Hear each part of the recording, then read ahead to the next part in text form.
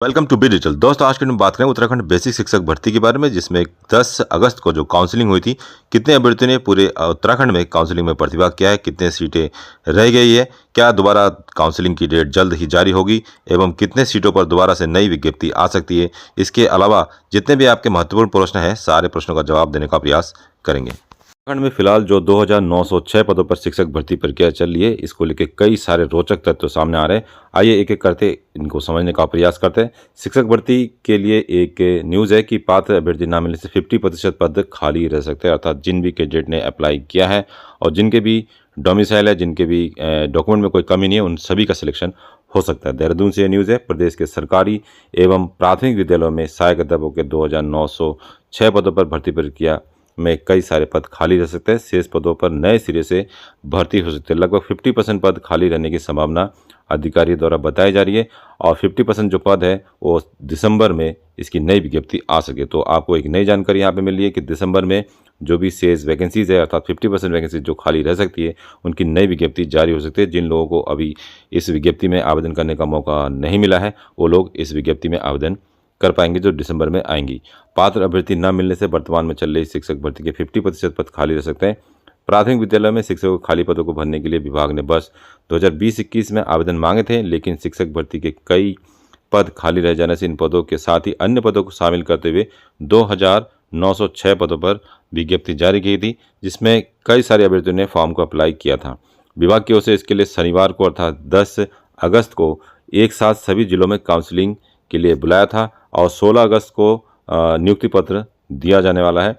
लेकिन काउंसलिंग में पात्र अभ्यर्थियों की कम संख्या में पहुंचने से विभाग का मानना है कि भर्ती के 50% पद भी खाली रह सकते हैं। शुरू से ही विवादों में रही शिक्षक भर्ती प्रक्रिया और कई सारी जो केस है वो भी हाईकोर्ट में दायर हो चुका है। प्रदेश में शिक्षकों की भर्ती शुरू से विवादों में रही। पूर्व में एनएमएस डीएलएड एवं बीएड अभ्यर्थियों को शिक्षक भर्ती में शामिल किया गया था, जैसे कि 2020-21 में निकली थी, लेकिन डीएलएड और फिर बीएड अभ्यर्थियों को भर्ती से बाहर किया गया और यह मामला सुप्रीम कोर्ट तक पहुंचा। कुल मिलाकर सुप्रीम कोर्ट द्वारा ही बीएड अभ्यर्थियों को एवं एनआईएस डीएलएड वालों को इस भर्ती प्रक्रिया से रोका गया है।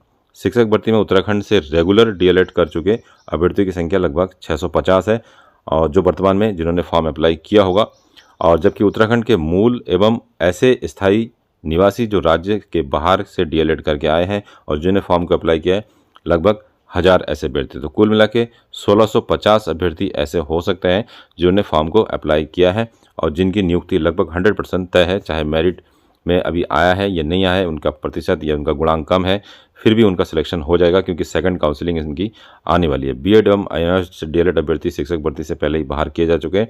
ऐसे में शिक्षक भर्ती के 50% पद जो है खाली रह सकते हैं। पूर्व में आवेदन कर चुके अभ्यर्थियों को भी इस बार शामिल किया गया है। शासन की ओर से जारी आदेश के मुताबिक 2020 एवं 21 में शिक्षक भर्ती के लिए आवेदन करने वाले अभ्यर्थियों को वर्तमान में चल रही भर्ती में शामिल किया गया, लेकिन ये वो अभ्यर्थी है जो डीएलएड होल्डर है। बीएड वालों को इसमें शामिल नहीं किया गया है।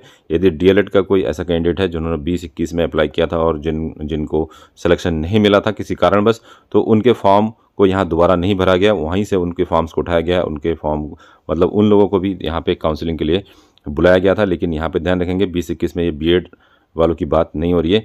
इन अभ्यर्थियों को पूर्व में किए गए आवेदन के आधार पर भर्ती प्रक्रिया में शामिल किया जा चुका है। नियुक्ति पत्र देने से पहले इस बार शपथ पत्र भी लिया जाएगा और शिक्षक भर्ती में कुछ अभ्यर्थियों को नियुक्ति पत्र देने से पहले विभाग उनसे शपथ पत्र लेगा। विभाग के प्रभारी निदेशक RLRAG के मुताबिक जिन अभ्यर्थियों के शैक्षिक प्रमाण पत्रों को लेकर विभाग को संदेह है, उन्हें नियुक्ति पत्र देने से पहले शपथ पत्र लिया जा सकता है।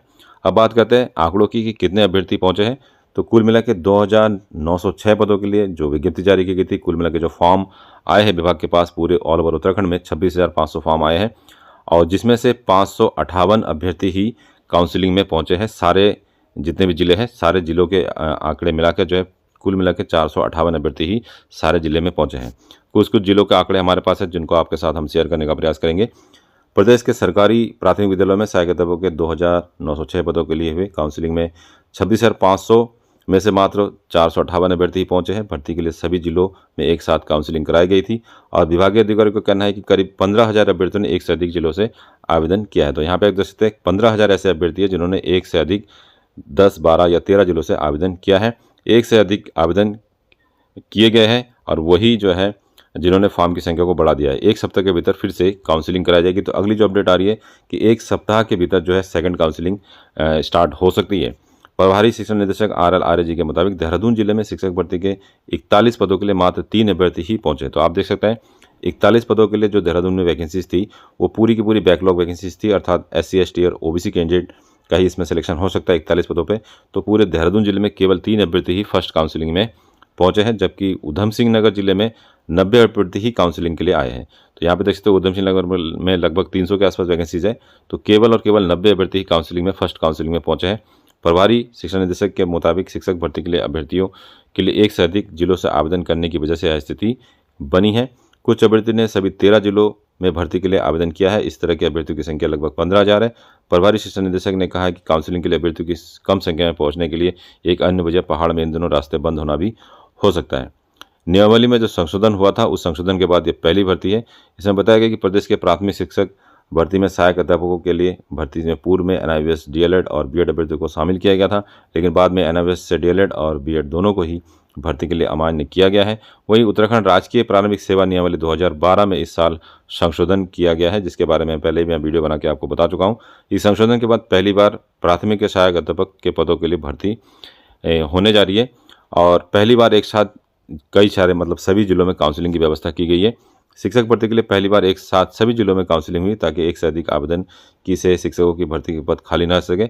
अधिक आवेदन की वजह से शिक्षकों के पद खाली न रह सके, इसलिए ये काउंसलिंग व्यवस्था एक दिन में की गई है। अब बात करते हैं जिन लोगों ने फॉर्म को अप्लाई किया है और जिनका फर्स्ट काउंसलिंग में नाम नहीं आया, तो उनका जो है सेकंड काउंसलिंग, जैसे 70 तक अगर मेरिट जिसकी है तो उसकी हो सकता है सेकंड काउंसलिंग में उनका नाम आ जाए, और उसके बाद 70 से नीचे जिनके कट ऑफ गया है तो उनका जो थर्ड काउंसलिंग में नाम आ सकता है। कुल मिला के जो 2906 वैकेंसीज है तो 2906 कैंडिडेट उत्तराखंड में फिलहाल नहीं है, जो DLED भी है और जिनके पास उत्तराखंड का डोमिसाइल है, तो सभी ने जिनके भी फॉर्म में कोई दिक्कत नहीं है उन सभी को सिलेक्शन होने जा रहा है। लेकिन दिक्कत यह है कि जिनकी मेरिट्स कम है उनको दुर्गम के जिलों में ज्वाइनिंग मिलेगी, जैसे कि आप देख सकते हैं चमोली, चंपावत या फिर जो उत्तरकाशी, इस तरीके जो रुद्रप्रयाग के जो जिले हैं वहाँ पे कैंडिडेट की संख्या कम होने के कारण ऐसे लोग जिनकी मेरिट्स कम है तो उनको दुर्गम में ज्वाइनिंग लेने के लिए तैयार रहना पड़ेगा। और साथ ही साथ चंपावत की बात करें तो चंपावत में लगभग 70 सीट्स थी और 70 सीट्स में फर्स्ट काउंसलिंग में केवल 3 कैंडिडेट ही उपस्थित हुए हैं। तो इस तरीके से कई सारे जिलों के अपडेट आना अभी बाकी है और बहुत जल्दी इसका अपडेट आपको हमारा टेलीग्राम में दे दिया जाएगा। तो कुल मिला के आज का अपडेट यह है, कुल मिला के 458 जो कैंडिडेट है उनको 16 अगस्त को ज्वाइनिंग लेटर मिल सकता है। उसके बाद काउंसलिंग की अगली तिथि बहुत जल्दी नेक्स्ट वीक में अर्थात अगस्त में ही आपको देखने को मिलेगी। तो आप अपने डॉक्यूमेंट्स को सारे डॉक्यूमेंट्स को तैयार करके रख लीजिए, बहुत जल्दी काउंसलिंग के लिए आप लोगों को बुलाया जा सकता है। लेकिन ऐसे में जिन कैंडिडेट्स ने अधिक से अधिक जिले में अप्लाई किया है उनको फ़ायदा हो सकता है, क्योंकि सेकंड काउंसलिंग में भी कमोबेश यही स्थिति बन सकती है। एक से अधिक कई सारे अभ्यर्थियों को कई सारे लिस्ट में देखने को मिल सकता है, लेकिन चॉइस उन्हीं के पास रहेगा काउंसलिंग पहुंचने के जिन्होंने अधिक से अधिक जिलों में अप्लाई किया होगा। जिन्होंने कम जिलों में अप्लाई किया, जिन्होंने 2 या 3 जिलों में अप्लाई किया, उनके चांसेस अति दुर्गम में जाने के ज़्यादा रह सकते हैं। तो दोस्तों ये था आज का वीडियो। इस वीडियो के रिगार्डिंग कोई और जानकारी आपको चाहिए तो हमें कमेंट कर सकते हैं या फिर हमारे साथ जुड़ने के लिए आप हमारा टेलीग्राम भी ज्वाइन कर सकते हैं, जिसका लिंक आपको हमारे वीडियो के डिस्क्रिप्शन में मिल जाएगा। मिलते हैं नेक्स्ट वीडियो में, तब तक के लिए अपना ध्यान रखिए। Bye bye. जय हिंद, जय उत्तराखंड।